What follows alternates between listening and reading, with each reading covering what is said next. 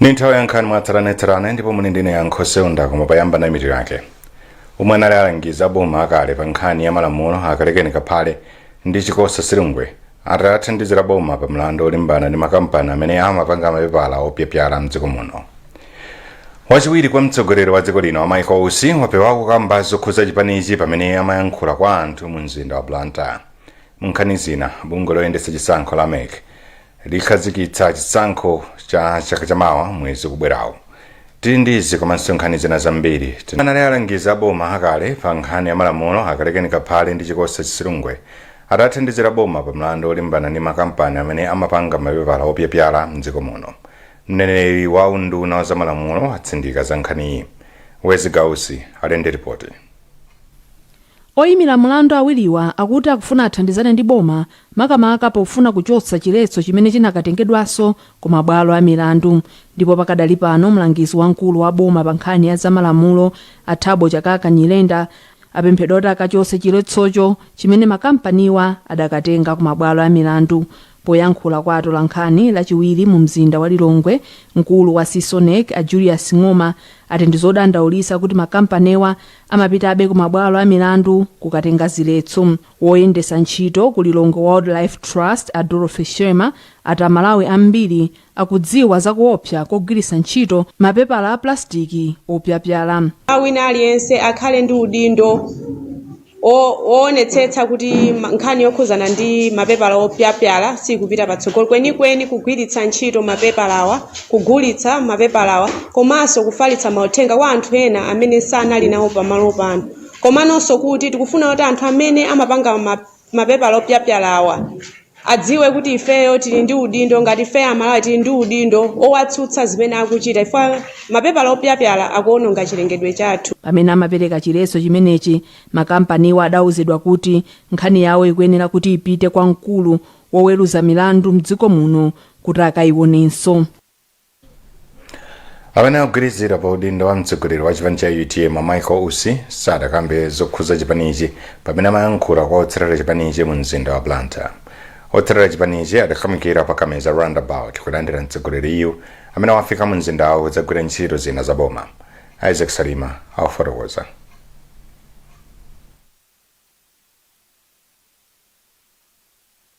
Ousi adafika pamalo a Kameza roundabout cham'ma 3:30 masana ndipo adalandiridwa ndi anthu ochuluka amene adavala makaka a chipani cha UTM. Akuluakulu ena a chipani cha UTM sadapezeke pamalowa kuti alandire mtsogoleri wawoyu. Poyankhula kwa mphindi zokwana zisanu, Ousi sadakambe zokhuza chipani cha UTM koma adakhazikika pa nkhani za chitukuko powalonjeza anthuwa kuti iwo aonetsetsa kuti masomphenya a Malemu a Saulos Chilima amene adali mtsogoleri wa chipanichi akupitirira. Iwo anati akudziwa kuti anthu ambiri mdziko muno akuvutika ndipo sizingachite kubwino kuti iwowa adziyendera galimoto koma wadusa anthu amene akuvutikawa. ena ngongole alandira kuyambira next week. Ndikufuna ikamakwana August atiuze kuti alandira ndalama ndi angati. Accountant General namwitana mu office mwanga wandisimikiza kuti ndalama zilipo. Ndikuuza ndi chimozi, anthu ena ogwira ntchito mboma anazolowera kuchita zoyipa kwambiri, kuwatuma kuti pangani izi amangokhalira osapanga. Ndiye ndafuna kuti adziwe kuti a president andisankha kukhala vice president ndiye asenda kwambiri. Ousi ananenanso kuti sayika chidwi chawo kwa anthu amene amakamba zoyipa za iwo koma kuti akhazikika potumikira Amalawi. Palibe chifukwa chonena kuti tithawe. Achilima anati anthu azidya katatu, anthu alandira ngongole. Zimene zija zinanenedwa pakali pano sindinganene kuti Achilima ananena anapita ndi zawo temberero limenero. Zimene zija ziyenera kutani kodi kuchitika. Mtsogoleri wa dziko lino Lazarus Chakwera adasankha Ousi ngati wachiwiri wawo kulowa m'malo mwa Saulos Chilima amene adamwalira pa ngozi ya ndege mu nkhalango ya Chikangawa mboma la Mzimba. posachedwapa akuluakulu ena achipani cha UTM adalengeza kuti achoka mu mgwirizano wa tonse kamba kakuti akuluakulu mu mgwirizanowu sakukamba chilichonse chokhuza tsogolo la mgwirizanowu. Chimwalireni mtsogoleri wa chipani cha UTM Achilima. Ofuna kulumpha muphalayo alumphe, ofuna kulumpha muphala atani wadi mtchiko uli ni ndani ndizingophika kuti inu mudye. Mtsogoleri wa Episcopal Conference of Malawi Archbishop George Desmond Tambala wati ndikofunika kugwirana manja pa ntchito yolimbana ndi umphawi, ntchito yozipha komanso kusakaza chilengedwe umene ukukhuza dziko la Malawi, Zambia ndi Zimbabwe. Atambala anena izi lachiwiri mu mzinda wa Lilongwe pamwambo wa misa yotsekulira mkumano wa mabishopu a m'mayiko atatuwa. Pemphero Malimba ali ndi ripoti.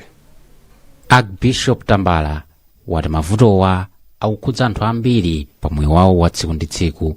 Kumbali ina iwo anati mpingo uli ndi gawo lalikulu loonetsetsa kuti m'mayiko muli kusintha m'magawo osiyanasiyana. Ambuye mthandizi wa Lilongwe Archdiocese Vincent Mwakwawa wati mabishopuwa akuyembekezera kugwiritsa ntchito msonkhanowu popeza mayankho amavuto otere. Mkumano umenewu uthandiza kwambiri kuchepetsa komanso kuthetsa mavuto ena kudzera mukukambirana mogwirizana ndi mayiko anzathu. Mukudziwa bwino kuti pali mavuto ena amene tikumanawo ngati ku Malawi kuno ngati dziko komanso ngati mpingo. Pa ife tokha tikuyesetsa komabe kudzera mu upangiri wa anzathu mayiko ena ndi kuti tipeza nzeru mwasanga. Mtsogoleri wa dziko lino Lazarus Chakwera wati dziko la Malawi likupitirira kupindula ndi thandizo limene mayiko oyandikana nawo monga Zambia ndi Zimbabwe amalipatsa. We felt that neighborly solidarity when we received support during the COVID-19 pandemic that claimed the lives of thousands and ground our economy to a halt. And we have felt that neighborly solidarity this past month as we have been mourning the tragic passing of our late Vice President in a plane crash that claimed the lives of 8 others last month. Mkumanowo umene uchitikire mboma Salima mpaka pa 19 mwezi uno wabweretsa pamodzi mabishopu 30 ochoka mdziko la Malawi, Zambia ndi Zimbabwe ngati njira imodzi yolimbikitsa kugwira ntchito limodzi pakati pa mabishopuwa. Komiti yolondoloza momwe chuma cha boma chikuyendera yati ndikofunika kuti nthambi zina za boma zifulumize ntchito yokonza ndondomeko zoonetsetsa kuti boma ligwiritse ntchito ndalama za mthumba la confiscation fund pa Chingerezi. Izi kudza pamene ntchito yokonza ndondomekoyi ili mkati pakati pa nthambi ndi maunduna ena. Pemphero Malimba ali ndi ripoti.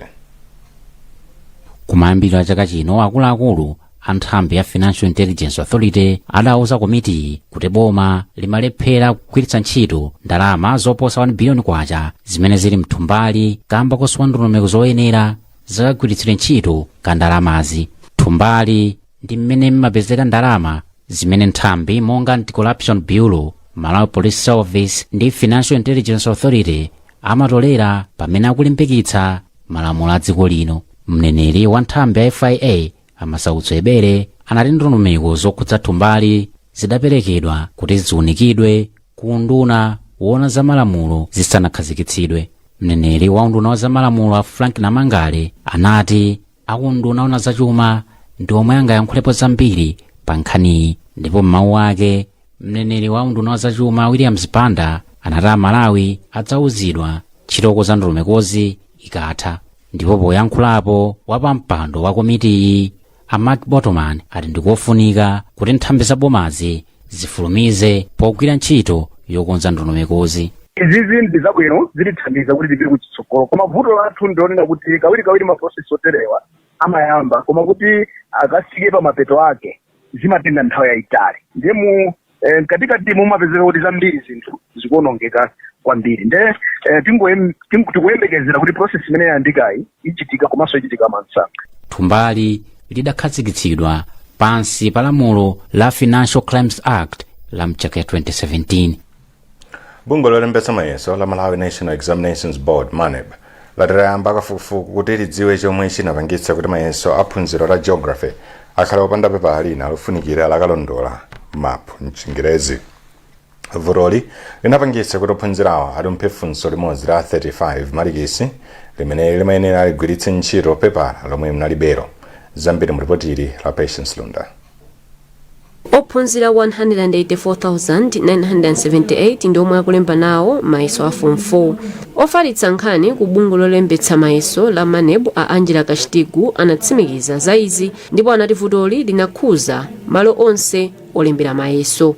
Akashitigu anonjezera kuti pochonga funsoli silizawerengedwa. Poyankhulapo mkulu wa bungwe la Civil Society Education Coalition CSEC a Benedicto Kondowe anati vutoli laonetsa kuti panalibe chidwi chokwanira poonetsetsa kuti zonse zili mchimake pomwe amakonza mayesowa. Akondowe anati pepalali lilembedwenso ngati lili ndi malikisi ambiri kuposa mafunso ena. Nkhani iyi ndi chizindikiro chonena kuti manebu yalephera kupereka upangiri woonetsetsa kuti mapepala amene akonzedwa ali ndi zonse zimene zizofunikira nthawi ya mayeso. Kuperewera kumeneku ndi kumene kwapangitsa kuti azindikire nthawi yolemba mayeso itakwana. Sizimayenera kutero ayi, chifukwa mwina nkhani imeneyi akanatha kuyizindikira pakanthawi ndi kukonza dongosolo lonena kuti mapu imene imafunika pa funso limenelo liperekedwe kuti anawo alembe mayeso monga mmene zidakonzekera. Kalata yomwe bungwe lolembetsa mayeso la manebu yatulutsa yomwe wasaina ndi mkulu wa bungweli a Dorothy Nampota yati funsoli linali la malikisi 35 koma pepala lonse ndi la malikisi 110. Anampota anati achita kafukufuku kuti zimenezi zazachitikenso mtsogolomu. Lolemba ophunzira amene amalemba mayeso a form 4 pa sukulu za sekondari za Mangochi komanso Mpondasi anachedwa kulemba mayeso chifukwa mayesowa anafika mochedwa ku sukuluzi. Ntchito yoyambanso kumanga chipinda chowerengera pa sukulu ya Chenjede ya Mzuzu ikutengabe nthawi kuti iyambe pomwe zokambirana pakati pa omanga ndi boma zili mkati. Zokambiranazi zikukhuza kuonjezera ndalama zomangira chipindachi komanso kusintha kamangidwe malo ena a chipindachi. Nayi Feston Marekezo ndi ripoti ili. Akatundu anati zonse zoyenerera zimene zimayenera zichitidwe ndi ofesi ya Public Procurement and Disposal of Assets Authority zachitika. Anakhala mavuto osiyana-siyana pakati yapo kusintha kwa ndalama ndi zinthu ngati zimenezo komanso ngati ndiyelekeze kunzuni munthu mukayamba kumanga pamakhala zinthu zina zimene mati apa tinati paende chonchi koma mwina pangakhale bwino patayenda chonchi mukasintha pamene paja zimakhala kuti amene akugwira ntchito uja amanena kuti mmene mwasinthamo ndiye kuti zina zasintha tione kuti ndalama zake ndi yomwe ija kapena panera kukhala posintha. Komabe wina amene akuyitsatira bwino ntchitoyi watsina Khutu Times kuti ntchitoyi ichedwerapo popeza kuti boma lilibe ndalama. Mmodzi wa akuluakulu wa kampani ya China State Construction imene ikumanga chipindachi a Wesley Kaluwa anatsimikiza kuti sanapasidwe ndalama zawo zimene akhala kugwiritsa ntchito ndipo anati iwo ayamba pokhapokha boma liwapasa ndalama zawo. Poyankhulapo wapampando wa komiti yolondoza chuma cha boma ya nyumba ya malamulo a Mark Botomani anati chinanso chimene aona nchoti kukumakhala kuchedwa kuvomereza ndalama zimene zikuyenera zigwira ntchito pomanga chipindachi. Mbuyomu ndalama yomangira chipindayi inakwera kuchoka pa 7.5 billion kwacha kufika pa 15 billion kwacha kamba kakukwera mtengo kwa zinthu zosiyanasiyana zomangira. Ntchitoyi imene akutha mwezi wa Februwale chaka cha 2024 koma inayima mwezi wa Novemba chaka cha 2023. Tipitiriza kupasirani nkhanize mukatha kuonera izi. Wawa pili wawa mwene amwe muoneka udandaulatu bwanji kwenikweni. Mwene sabatalata ndinapita kukatenga ndalama pa ATM. Nditapanga dongosolo lonse lotenga ndalama pa ATM zinaonetsa kuti ndalama zachoka kwa akaunti yanga. Komano pa ATM sizinatulutse. Ndiye ndinapita kukapereka dandaulo ku banki. Komano mpaka napano sakundipasa chithandizo. Ndiye mbale wanu netu ndalama ndiye yandivuta maluza kundimenya osati masewera ndese ndikuziwa kuti ndipange bwanji. Mbale wangu ndithu mbale wanga ndiye kudandaula konseko. Koma chimwene kodi sukuziwa kuti uli ndi ufulu wakadandaula ku banki yayikulu mdziko muno yotchedwa Reserve Bank of Malawi ngati sunathandizidwe kapena ngati sunakhutitsidwe ndi thandizo limene walandira kuchoka ku bungwe limene umapanga nalo zachuma. monga osunga ndi kubwerekesa ndalama ngati mabanki, mabungwe ang'onoang'ono obwerekesa ndalama, masako, a insurance, a pensioni, ogulisa masheya, komanso makampani olandira ndi kutumiza ndalama kupyolera palamya. Oh! Iyetu. Ndiye tandifotokozeni kuti zimakhala bwanji dongosolo lake. Chimene ndikuwuzeni. Choyambirira. Umayenera ukapereke dandaulo lako ku bungwe limene umagwira nalo ntchito la za ndalamalo. Ngati iwe sukuti lako linachitika ku banki, ndikuti dandaulo lako lipita ku nthambi imene imaona za anthu odandaula ku bankiko. Apo ayi mutha kuwayimbira foni ndipo akuthandizani. Ngati simunakhutitsidwebe ndi thandizo lomwe mwalandira ku bungwelo, kadandauleni ku banki yayikulu mdziko muno, Reserve Bank, poyimba foni mwaulere pa nambala ya TNM komanso Airtel ku 459, kapena kutumiza uthenga ku complaints-handling@rbm.mw. Dziwani kuti ndi ufulu wanu kudandaula. Welcome to Premier Beta. You have tried the race, now play the best.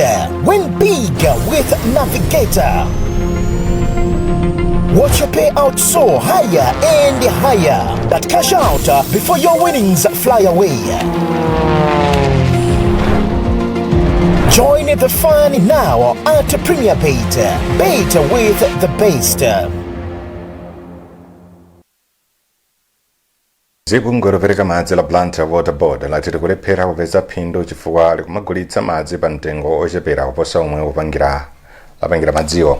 Mkulu wa Blantyre Water Board a Robert Hanja ndi wanena izi ku nyumba ya malamulo mu mzinda wa Lilongwe pamene bungweli linakaonekera ku komiti ya bajeti ya nyumbayi. Taonga Sabola ali ndi zambiri. Poyankhula ku nyumba ya malamulo pamene bungwe lawo linakaonekera ku komiti yoona za bajeti ya ku nyumba ya malamulo, mkulu wa Blantyre Water Board a Robert Hanja anati pali zifukwa zingapo zimene zikuchititsa kuti bungwe lawo lizipeza ndalama zochepa. Munthu woti ukupanga business sungamati ungonyamuka kuti ukapanga loss zimavuta pandati wina wake akulipira loss imeneyo, and ife tofuna tichepetse gap imeneyo kuti zioneka kuti ifeso tikutha kudziyimira patoka. Tezimati wawa zimatipatsa chikhumbo choti tichite bwino, ngaona timabwera ngati kuno komanso ngati timapempha ndalama ngati ukwanza atha ku banki kuti atithandize tizigwira ntchito mochilimika. Ndipo wachiwiri kwa wapampando wa komiti ya bajeti ya ku nyumba ya malamulo a Ishmael Nkumba anati nkofunika kwambiri kuti makampani aboma adzipeza phindu. Apeza grant yokwana $145 million yokuti apasidwa kuti agwiritse ntchito kuti kampani yawo ipite pasogolo. Komanso ali ndi lingaliro lokuti apomafika 2027 akhale kuti amanga damu ya Nyuwani yokuti izitha akufikira makastomers ambiri kuchoka pa 80,000 mpaka na kufika 160,000. Malingana ndi Hanja kampani ya Blantyre Water Board yayika ndondomeko zatsopano zomwe cholinga chake nkufuna kuyamba kupeza phindu pomafika chaka cha 2027. Patangotsala masiku 427 kuti Malawi akaponye voti, bungwe loyendetsa chisankho la MEC latulutsa kalendala ya momwe chisankhochi chidzayendere. Wapampando bungweli a Annabel Nterimanja wauza msonkhano wa atolankhani ku Lilongwe kuti akhazikitsa chisankhochi akhazikitsa makamaka chisankhochi mwezi wa mawa pa 2 August chaka chino. Kathe Maulidi akutifotokozera zambiri kuchokera ku Lilongwe. Polankhula pa msonkhano wa atolankhani wa pampando wa bungwe loyendetsa chisankho la MEC a Annabel Nterimanja adalengeza kuti bungweli likhale likukhazikitsa chisankho cha chaka chamawa mwezi wa August pa 2 chaka chino. Iwo ati mwambowu udzachitikira mu mzinda wa Lilongwe. Pa nkhani yokhudza kalembera a Nterimanja ati bungweli likhale likuyesa makina akalembera wa voti kuyambira mwezi uno wa June mpaka pakatikati pa mwezi wa August. Iwo ati zipani zomwe zikuyembekezeka zatenga mbali pa chisankho cha chaka chamawa komanso akatswiri azamakompyuta ku zipanizo akuloledwa kuti akaonerere nawo ndondomekoyi. Pa msonkhano wa atolankhaniwo a Nterimanja adayankhulaponso pa nkhani ya omwe aloledwa kukalembetsa kuti aponye voti ndi omwe sakuloledwa. Malingana ndi Nterimanja, anthu omwe ziphaso zawo zaumzika nthawi yake idatha akuloledwa kukalembetsa kuponya voti, koma omwe alibe ziphaso zaumzika sakuloledwa kukalembetsa kuti aponye voti. Bungwe la MEC linakhazikitsidwa ndi malamulo komanso timagwira ntchito ndi malamulo. lamulo limene lilipo panopa likutiuza kuti olembetsa voti akhale munthu amene ali ndi chiphaso. Ndi ifeyo kutengera lamulolo tikungogwiritsa lamulo kuti amene atabwere kudzalembetsa akhale kuti ali ndi chiphaso chochokera ku NRB. Koma poyankhapo pa izi chipani cha DPP kudzera mwa mlembi wamkulu wa chipanichi a Clement Mwale ati iwo ngati chipani sakugwirizana ndi ganizoli. Timemeza ma MP athu bodzi olamulira ndi a opposition kuti lamulo limenelo lichotsedwe. Ngati sizitheka tipita ku makhoti athu kuti atithandize to interpret whether that law is valid or not. Koma chipani cha MCP kudzera mwa mneneri wa chipanichi Aizekeyo Ching'oma ati iwo alibe nazo vuto kuti bungwe loyendetsa chisankho la MEC lidzagwiritse ntchito ziphaso zaunzika polembetsa anthu ofuna kuponya voti, ponena kuti izi nzosalakwika chifukwa zili m'malamulo a dziko lino. Koma Ching'oma apempha bungwe la NRB kuti lichite kothekera poonetsetsa kuti amalawi onse omwe afika pa msinkhu ovota alembetsedwa ndipo apatsidwa ziphaso zaunzika. Anthu mdziko muno akuyembekezeka kukaponya voti pa 16 Septemba chaka chamawa. Bungwe la Shaping Our Future Organization SOF lomwe lidayambitsidwa ndi mayi wa fuko la dziko lino Monica Chakwera lapereka zipangizo zosokera komanso zopangira makala pogwiritsa ntchito kondole ndi makoko amtedza kwa magulu awiri a amayi lachiwiri mu mzinda wa Lilongwe. Mkulu wa mapulogalamu ku bungwe la SOF Aloma Mtema wati ni njira imodzi yolimbikitsa amayi kukhala odziyimira paokha kuti athe kuthandiza mabanja awo. Esna Tembo walemba ripoti lomwe akuwerenga ndi Brenda Kayo. Amayi anapeza ndithu thandizo la ndalama kuchokera ku bungwe la Owafrad. Antema atapereka zinthuzi pofuna kulimbikitsa amayi kuti azikhala odziyimira paokha kuti apititse maphunziro ana awo patsogolo. Ifeyo timalimbikitsa kuti anthu akhale odzidalira tikapereka thandizo koma timapanganso maphunziro kuti azimayiwa akhale ndithu ndi knowledge yoti athandiza ngakhale titachoka iwo azipitirira. Mmodzi mwa amayi omwe alandira zipangizo za Yasmin Chonde athokoza bungweli pamodzi ndi mayi wa fuko lino a Monica Chakwera. Tikuthokoza ife azimayi Chisomo Women's potipatsa umwayi amayi a fuko lino kulowa nawo mbungwe la Shaping Our Future Foundation Rise for Her kusonyeza kuti ifeyo takondweredwa kwambiri kuno ku area 25. Mkulu wa kafukufuku mu mzinda wa Lilongwe Blessings Makilinga wati mabungwe aziyamba kayafufuza zomwe anthu andera akufuna kuti awathandize kuti aziwathandiza moyenera. Munthu akasankha ndekuti ndi chimene achifuna chimene atakwanitsa kuchigwira kuchipanga. Chinthu chimene mwachita kunsankhira ndizovuta kuti angakwanitsa bwanji kuchita patsogolo komanso chingapindule modani. So chinthu chimene asankha okha ndi chimene ife timakhulupirira kuti ndi chimene iwo akhoza kukwanitsa kuchigwira bwino, kuchikwanitsa kuchipanga maintain komanso kupititsa patsogolo moyo wawo.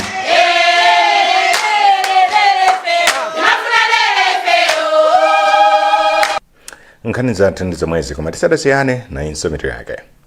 Omwe anali alangiza boma akale pa nkhani ya malamulo akalekenika phale ndi chikosa Silungwe atathandizira boma pa mlandu olimbana ndi makampani amene amapanga mapepala opyapyala mdziko muno. Wachiwiri kwa mtsogoleri wa dziko lino Michael Usi wapewa kamba zokhuza chipanichi pamene amayankhula kwa anthu mu mzinda wa Blantyre.